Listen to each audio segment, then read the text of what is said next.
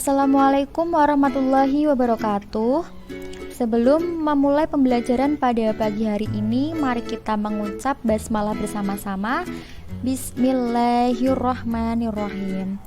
Silahkan untuk presensi kehadiran, kalian bisa mengisi link Google Form yang sudah Ibu bagikan di WhatsApp group, atau kalian bisa komen di bawah ini dengan menyebutkan nama dan nomor absen. Bagaimana kabarnya anak-anak? Alhamdulillah, kita masih dipertemukan pada pertemuan pagi hari ini. Ibu harap kalian tetap semangat, bersungguh-sungguh dalam mengikuti pembelajaran walaupun kita masih dalam kondisi pandemi, sehingga pembelajaran masih dilaksanakan dengan cara daring. Ibu harap kalian tidak bosan-bosan dalam mengikuti pembelajaran. Oke, langsung saja.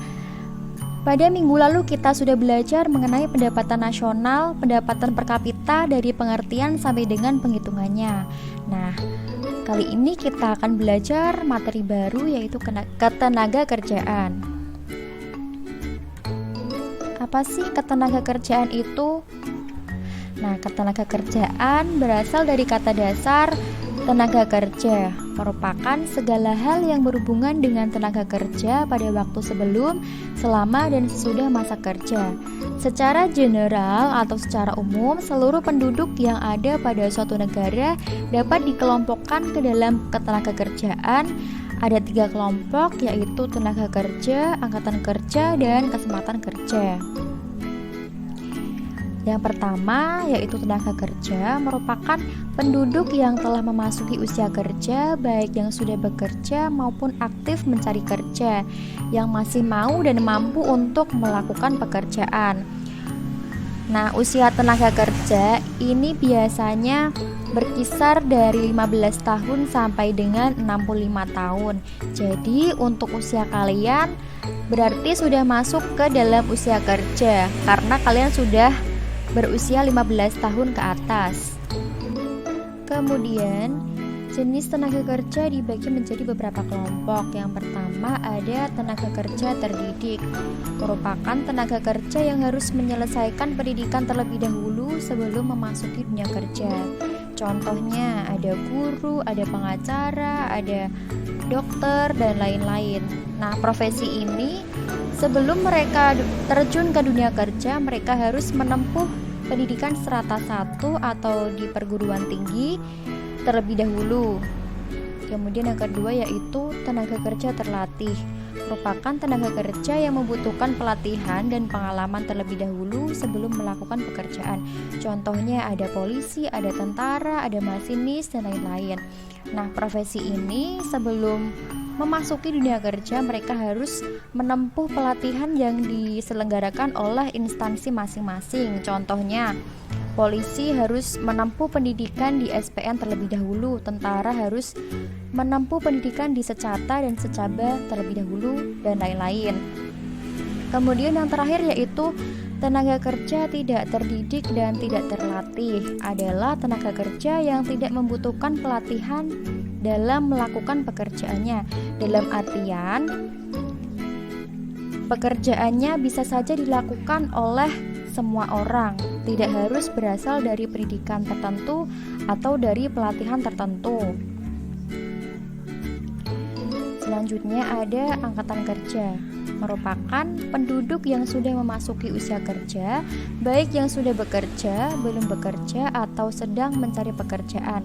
Tetapi tidak semua penduduk yang memasuki usia kerja disebut angkatan kerja. Seperti kalian, walaupun kalian sudah masuk di usia kerja, akan tetapi kalian tidak bisa disebut dengan angkatan kerja karena kalian belum bekerja dan belum aktif mencari kerja. Selanjutnya, angkatan kerja harus memiliki kualifikasi tertentu atau ciri-ciri. Nah, ciri-cirinya ada beberapa. Yang pertama, harus mampu bekerja. Tentunya mereka harus sehat dari jasmani maupun rohani agar nantinya mereka bisa melakukan pekerjaan dengan maksimal dan sesuai dengan yang diharapkan. Kemudian yang kedua yaitu mempunyai pekerjaan tetap, tetapi sementara tidak bekerja. Nah, Dalam artian mereka sudah memiliki pekerjaan, akan tetapi mereka sementara waktu tidak bekerja karena suatu alasan tertentu. Kemudian yang terakhir yaitu tidak memiliki pekerjaan sama sekali, tetapi mencari pekerjaan secara aktif. Nah, poin yang terakhir ini bisa dikatakan penduduk tersebut adalah pengangguran karena ia tidak memiliki pekerjaan sama sekali dan ia sedang mencari pekerjaan. Kemudian ada beberapa faktor yang dapat menentukan angkatan kerja.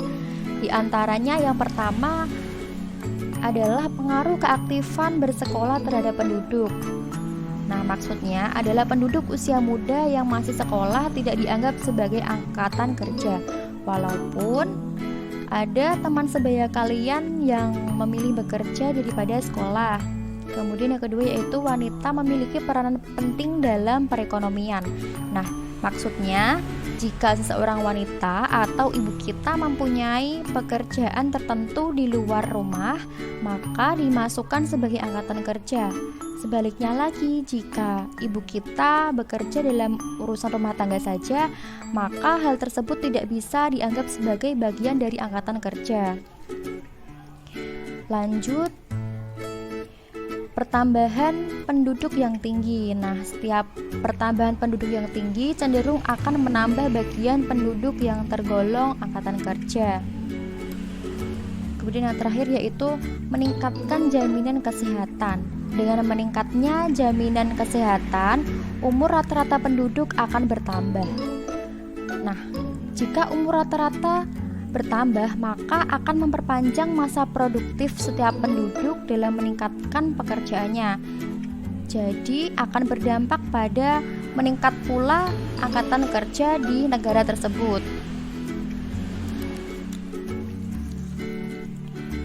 Kemudian berikut ada rumus TPAK. Nah, TPAK ini digunakan untuk melihat keterlibatan penduduk dalam kegiatan dalam penciptaan barang dan jasa yang ada pada sebuah negara. Rumusnya yaitu angkatan kerja dibagi dengan penduduk bersubsidi di atas 15 tahun dikali dengan 100%. Yang ketiga yaitu kesempatan kerja. Nah, kesempatan kerja itu merupakan permintaan tenaga kerja, yaitu suatu keadaan yang menggambarkan tersedianya lapangan kerja yang siap diisi oleh penawar kerja atau pencari kerja. Di Indonesia, masalah kesempatan kerja dijamin dalam Undang-Undang Dasar 1945 Pasal 27 Ayat 2 yang berbunyi, tiap-tiap warga negara berhak atas pekerjaan dan penghidupan yang layak. Jadi, sebuah negara bertanggung jawab penuh atas penciptaan kesempatan kerja. Apa sih kesempatan kerja itu? Nah, kesempatan kerja itu bisa jadi merupakan kesempatan untuk bekerja, kesempatan bekerja sesuai dengan pendidikan dan keterampilan yang dimiliki, kemudian kesempatan untuk mengembangkan diri. Berikut ada rumus TKK atau tingkat kesempatan kerja. Dicari dengan cara orang yang bekerja dibagi dengan angkatan kerja dikali dengan 100%. Berikutnya, kesempatan kerja dibagi menjadi dua kelompok. Yang pertama, mereka yang bekerja penuh atau full employment, yaitu mereka yang sudah bekerja dan memenuhi syarat antara lain bekerja 40 jam kerja per minggu, memiliki upah minimum regional dan sesuai dengan latar belakang pendidikan atau keahlian. Biasanya ini merupakan orang-orang yang bekerja di instansi pemerintahan, di perusahaan, dan lain-lain. Yang kedua yaitu mereka yang masih setengah menganggur, yaitu mereka yang bekerja di bawah jam kerja normal atau kurang dari 35 jam seminggu dan masih mencari pekerjaan atau masih bersedia menerima pekerjaan. Nah, ini bisa saja disebut sebagai pekerja serabutan atau pekerja setengah menganggur terpaksa. Kemudian ada banyak sekali faktor-faktor yang mempengaruhi kesempatan kerja. Yang pertama ada usia kerja atau usia tenaga kerja. Nah, semakin tua usia, maka semakin rendah pula kesempatan kerja yang dimiliki oleh penduduk, dikarenakan keterbatasan fisik yang sudah tidak prima seperti sedia kala. Kemudian yang kedua yaitu tingkat pendidikan, pengetahuan, keterampilan, dan keahlian. Semakin tinggi tingkat pendidikan, pengetahuan, keterampilan, dan keahlian, maka semakin tinggi pula kesempatan kerja yang bisa didapatkan. Penduduk yang berpendidikan SMA tentunya kesempatan kerjanya akan berbeda pula dengan penduduk yang tingkat pendidikannya berasal dari sarjana atau S1. Kemudian yang ketiga yaitu lapangan kerja yang tersedia atau permintaan dan kebutuhan tenaga kerja. Biasanya suatu perusahaan menetapkan jumlah yang bisa dilamar atau ditempati oleh penduduk pencari kerja. Kemudian jumlah angkatan kerja yang tersedia. Yang kelima, besarnya permintaan total masyarakat atau permintaan efektif. Kemudian besarnya investasi yang dilakukan perseorangan dan badan usaha swasta. Kemudian kemampuan pemerintah dalam melaksanakan pembangunan. Semakin tinggi pembangunan, maka akan tinggi pula kesempatan kerja yang bisa didapatkan. Kemudian ada ekspor dan impor yang dilakukan. Kemudian kebijakan pajak yang dijalankan oleh pemerintah. Dan yang terakhir, kerjasama dengan negara lain yang mampu menciptakan kesempatan kerja di luar negeri, atau bisa saja melakukan kerjasama dengan negara lain untuk melakukan pertukaran tenaga kerja sesuai dengan kebutuhan yang ditetapkan. Kemudian ada jenis-jenis tenaga kerja.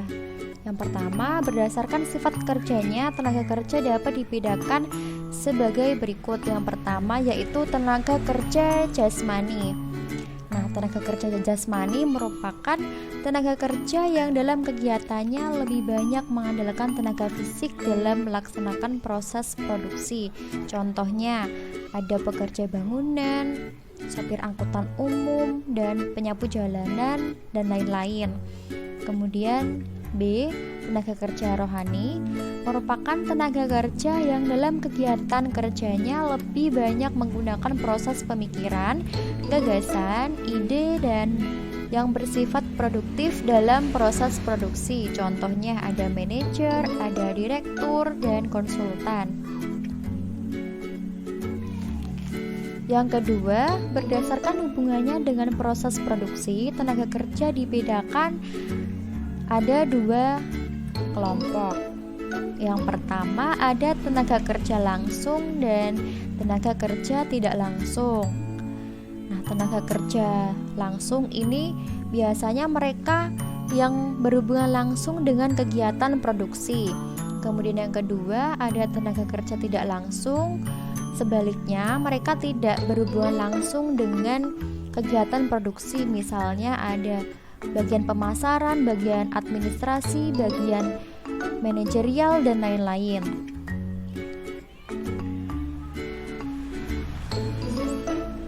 Mungkin cukup sekian pembelajaran pada pagi hari ini. Kesimpulan yang bisa kita tarik pada pembelajaran kali ini yaitu tenaga kerja adalah penduduk yang telah memasuki usia kerja, baik yang sudah bekerja maupun aktif mencari kerja, yang masih mau dan mampu untuk melakukan pekerjaan. Nah, pemerintah bertanggung jawab atas penciptaan kesempatan kerja dan perlindungan terhadap tenaga kerja. Kesempatan kerja meliputi kesempatan untuk bekerja, kesempatan untuk bekerja sesuai dengan pendidikan dan keterampilan, dan kesempatan untuk mengembangkan diri para pekerja. Oke, untuk menutup pembelajaran pada pagi hari ini, mari kita mengucap hamdalah bersama-sama. Alhamdulillahirabbil alamin. Cukup sekian dari Ibu, kurang lebihnya mohon maaf. Wassalamualaikum warahmatullahi wabarakatuh.